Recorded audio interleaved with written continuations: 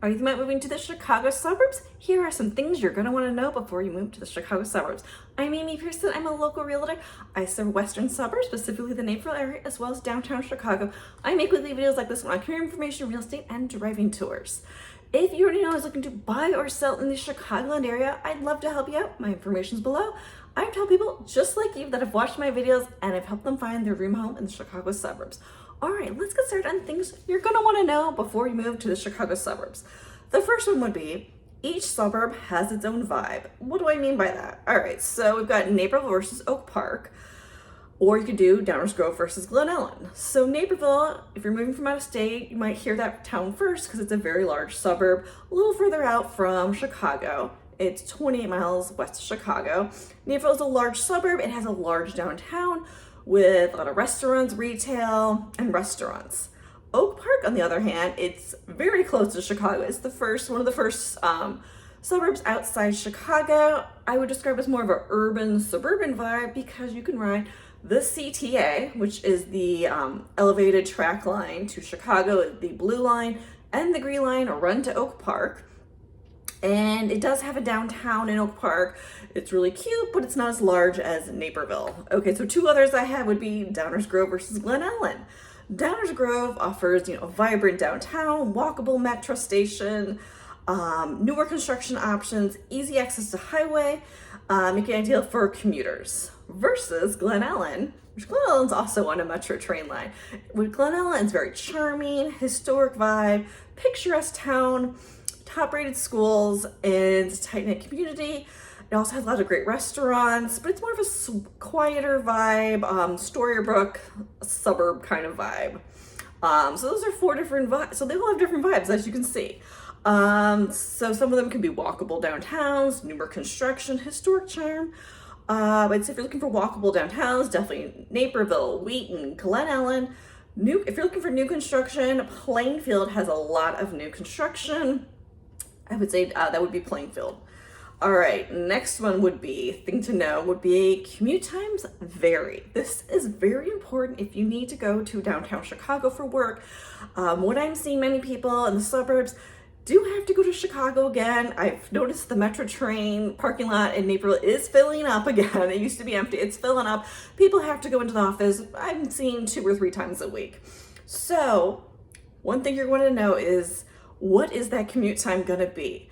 Naperville, for instance, can be 40-minute drive to downtown Chicago with no traffic. If there's traffic, it can be 1 hour to an hour and a half. So you're going to want to know what that commute time is. So what I tell people to do is to check on the Google Maps, but specifically check the time that you would leave for your commute in a car and the day, because it can vary drastically. Also, some suburbs have the commuter trains with express lines to downtown Chicago. Not all suburbs have it.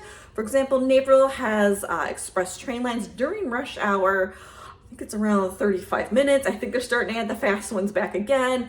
Rush hours, I believe it starts around 3 p.m. in the afternoon. I think about 9 a.m. is when it stops. The express trains are only during rush hours. So those save you a lot of time. You can get those express trains to downtown Chicago. Property taxes and pricing. Property taxes, yes, Illinois does have high property taxes. So when you're talking to your mortgage lender, make sure they're calculating what your property taxes should be in your budget.